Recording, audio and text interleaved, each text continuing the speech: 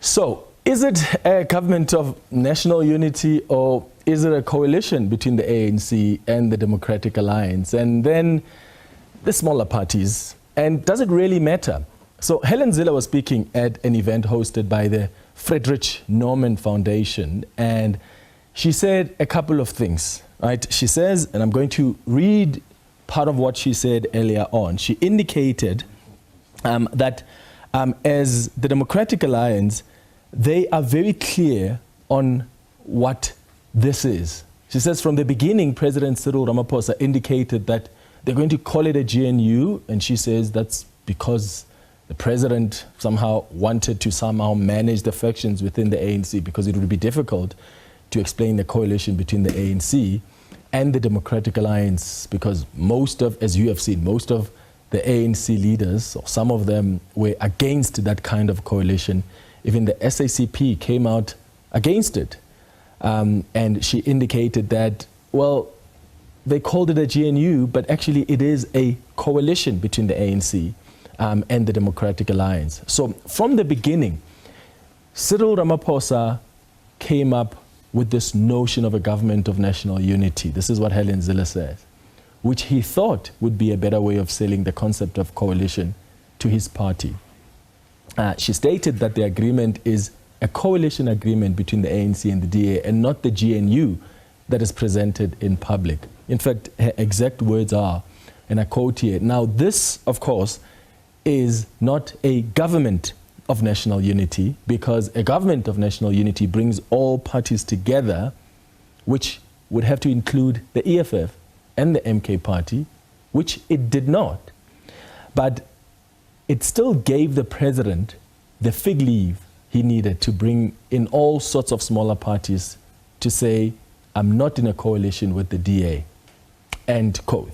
End quote. And the EFF has come out to say the truth is that this is what we've always known. So what Helen Zille was saying is that this is actually a coalition between the Democratic Alliance and the African National Congress. So that's what she's come out to say. And Professor William Gumede, who is someone who was involved in the beginning when he was in fact asked by the Democratic Alliance and other parties who were forming a grouping to see if they would be strong enough after the elections to take over from the ANC and govern the country. He has come out before to explain what the difference is between a government of national unity and a coalition. This is how he's explained it. You know, in an ordinary coalition, no party gets the majority. They then put together a coalition of parties to get over 50%. In a government of national unity, there's a difference. In a government of national unity, a party, you know, no party could get a majority, but a party could also get a majority and then decide to bring a diversity of parties together because, A, there's a crisis in the country, you know, systemic crisis. Two, that that party alone cannot deliver, or cannot alone tackle the crisis. Because sometimes, I mean, right now as a country, we have a systemic crisis where one party or one color, one group potentially cannot alone govern and change. Yeah, so that's really important.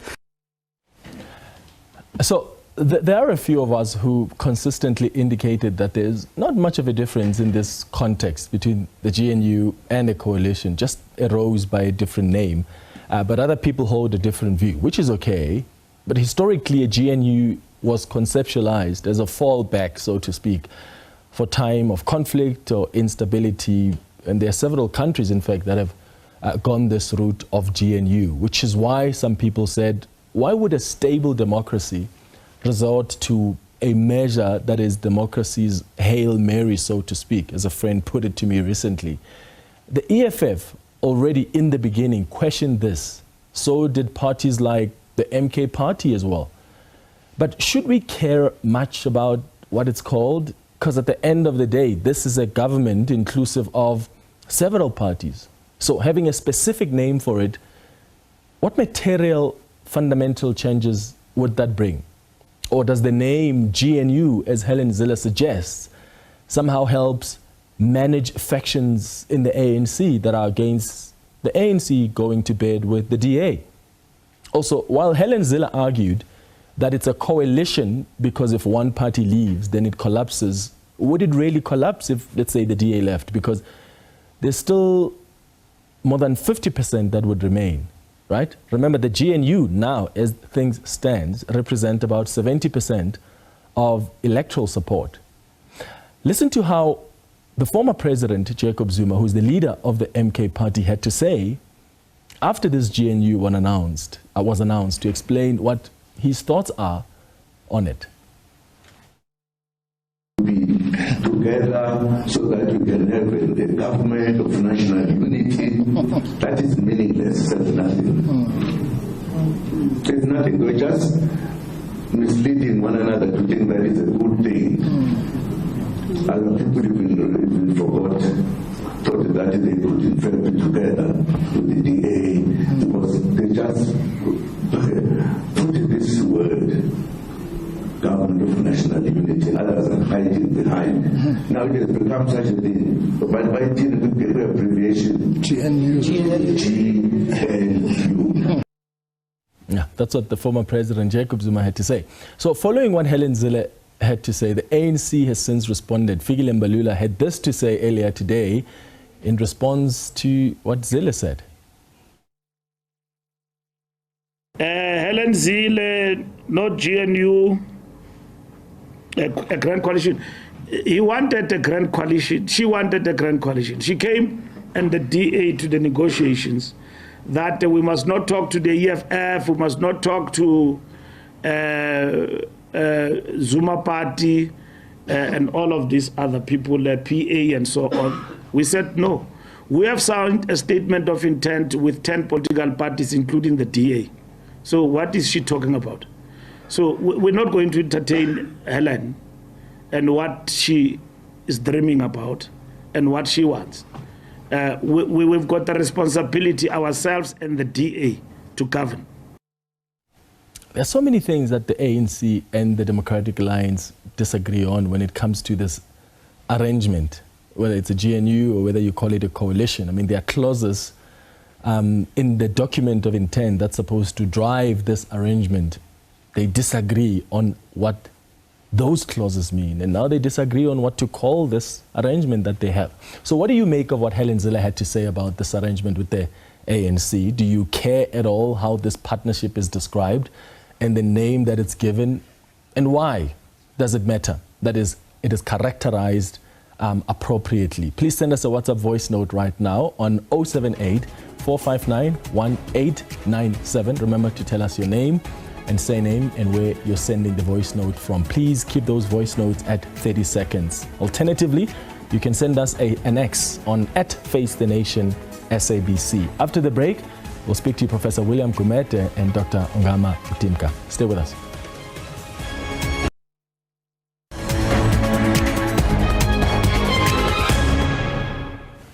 Welcome back. ANC Secretary General Mbalula says DA Federal Chairperson Helen Zille is free to leave the government of national unity if she wants. He was speaking at a media briefing at the start of the 6-day NEC meeting and NEC Lekgotla in Boksburg, that's in the east of Johannesburg. This follows some conflicting remarks by also some ministers and deputy ministers from different political parties in the GNU. Mbalula says they're not going to beg anyone in the GNU. Let's understand what's going on here with political analyst Dr. Ongama Mtimka, who's joining us via Teams, and Professor William Gumede, who's the founder for Democracy Works Foundation, who's with us here in studio. Gentlemen, thank you so much for making time for us.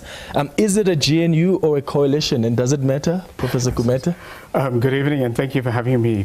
Yeah, I think there's a context because this is the first time that as a country we've put together such a beast that you know, in the early days there's going to be these type of conflicts and semantics and so on. But I think that the most important thing is that the parties must raise the bar, become more mature, and deal with, and don't have spats outside government and use that this as a learning exercise. I mean, a government of national unity, I mean, just from a definition point of view, it is when a country is in a crisis. We've got 42% unemployment. That is a crisis as almost the same as a civil war.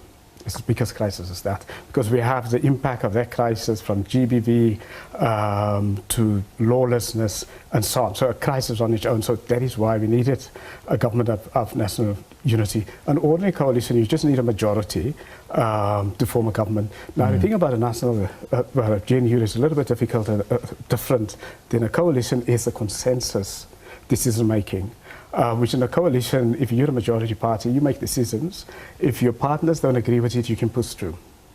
Now, in a GNU, you actually have to use the idea of consensus. And consensus is different than majority decision making. In consensus, what you need to do, if there's a difference between the bigger party and the smaller parties, the bigger party can't push its view.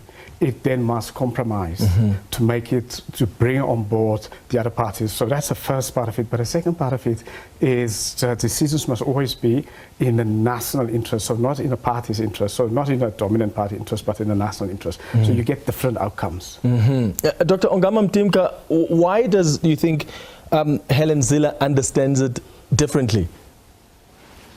Well, good evening to you and your viewers, as well as your guest, Clement.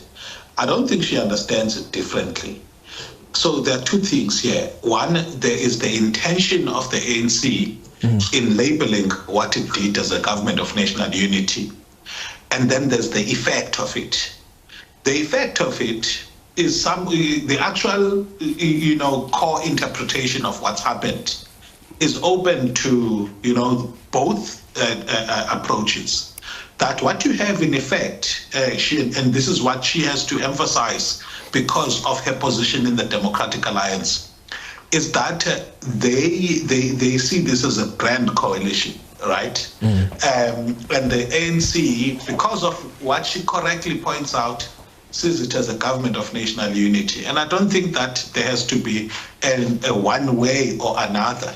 She quite correctly points out the politics that, as far as the ANC was concerned, government of national unity became a liberating term in order for them to engage who otherwise have been their arch rivals in the democratic period. And if we want to stretch it further, the political arrangement that brings together representatives of largely a white bloc and a black bloc.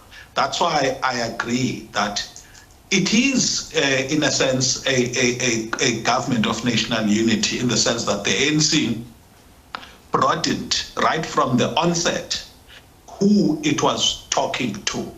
And we mustn't take out the fact that the zero-sum game of those the ANC was pursuing, that is the DA and the EFF, gave us the character of the GNU that we have. At least we know for sure, for certain, that this was the original intent of the ANC as played out in public was a government of national unity in the truest sense of the word, except that the politics of the DA and the EFF gave us the character of the GNU that we have. And in fact, we must add the MK party there because of the hard bargaining that they brought to the table.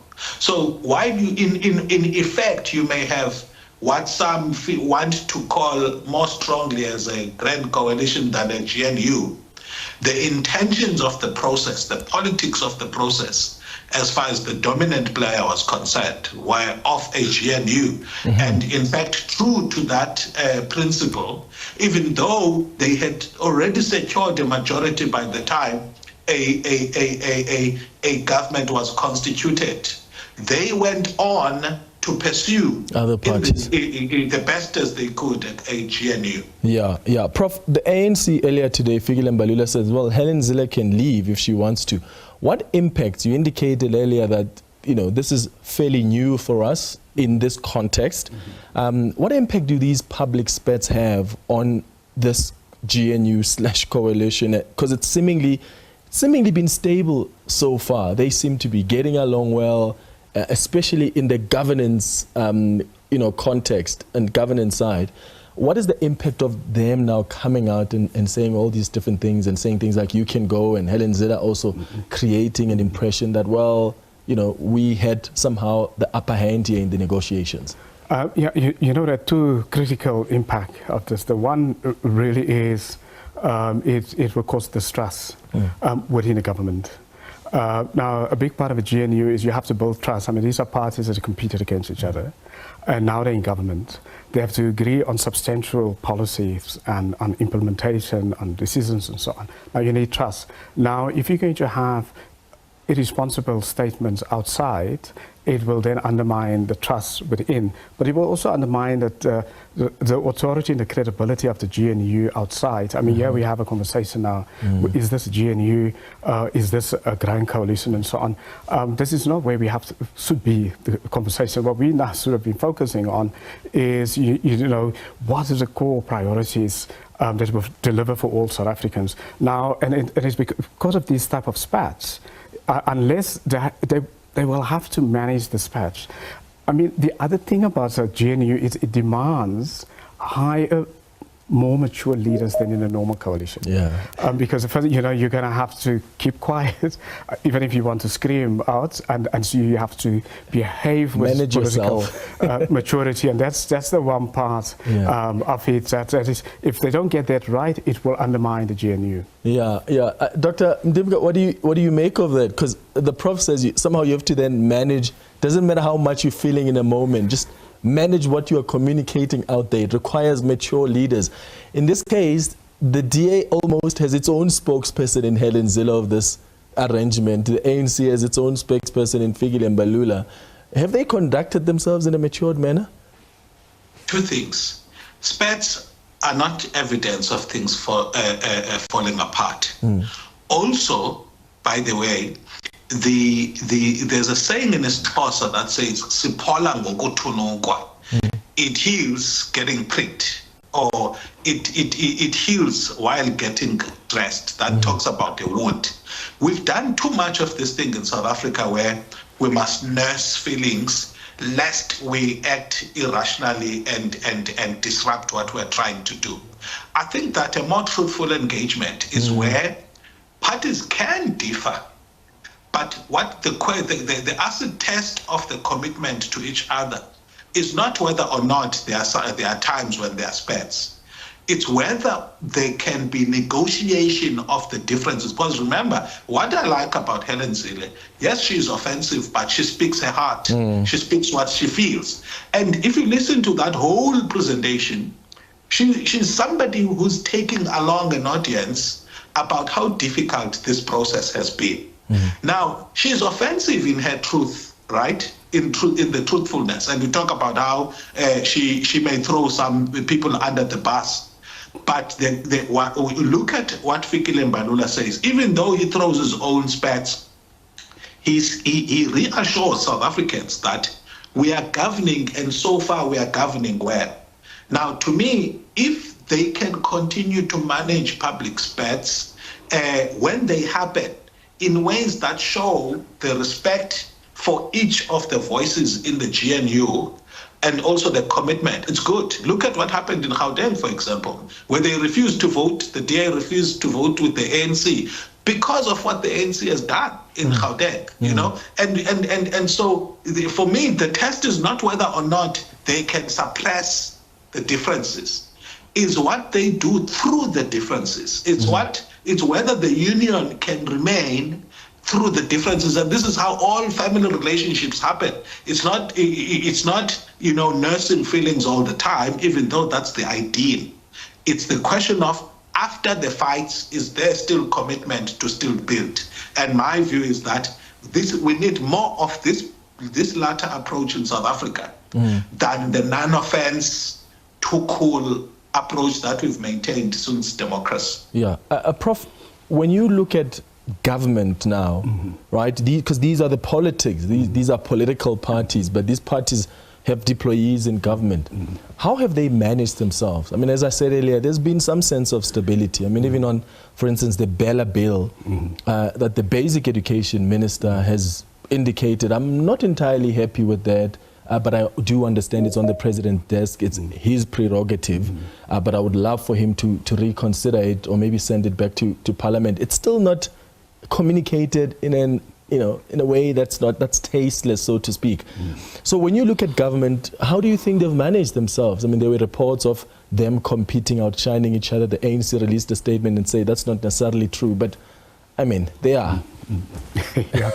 I mean, one thing is what is missing in a GNU. I mean, my advice to the parties that I had advised ahead of the GNU in their negotiations was to try to create a conflict resolution mechanism beforehand, or ombudsman. I mean, it could be different forms, but any kind of structure. So when you have difficulties, which is unbreachable, that you have an external ombudsman dealing with it, or if you don't have an external ombudsman, you have a conflict resolution. I mean, that a mechanism. Now that is important because all of us have conflicts, whether it's in our intimate space or whether in business or civil society, but it's how you deal with it and what mechanisms you have beforehand and so on. So that's going to be important. The second one, just in terms of how does GNU operate, I think the ANC lost opportunity when it appointed its cabinet ministers. Now, I mean, the party got 39%. That's a 39.7% in the election. That is a big statement from the electorate. The electorate called for change through that. Now, in any other democratic society, opposition parties will put together a coalition. I mean, in South Africa, this is unusual anywhere in the world where a party gets 39%, a governing party, and then still in government. Now, the challenge was for both the opposition groups, the former multi-party charter and the ANC, both of them in their own negotiations. The challenge was that if to form a government, they needed to get the EFF and MK, but the EFF and MK behave so unconstitutionally and so unpredictably, you can't almost form a government with him and so on. And that was the challenge for the ANC, but it was also for the challenge, for example, if the DA would have tried to put together a government. Now, there are other ways you could skin that cat. For example, in Israel, during the Bennett, in 2020, when Bennett was the prime minister, he had put together a coalition where he had almost parties that were also unpredictable. Like he had two Zionist parties and he had the other party. And the way he structured it at the time was to get those parties to agree not to form part of the core government, but to sign a pact for the government to government, almost like a minority government, but they're part of it, but they're also not part of it. That was very difficult to do in the South African context because we also had a deadline, a 2-week deadline that a government had to be formed. Yeah, Dr. Ongama Mtimka, what do you make of their performance so far in cabinet? I think it's been fairly okay. It's been fairly well, and under the circumstances, the political circumstances, it's really, doing well. And the test for it was what responses were going to be once at a subnational level there was behavior which is incongruent with the national process. That you have the Democratic Alliance taking the rubbing off the wrong way that happened in Gauteng, remaining in the coalition.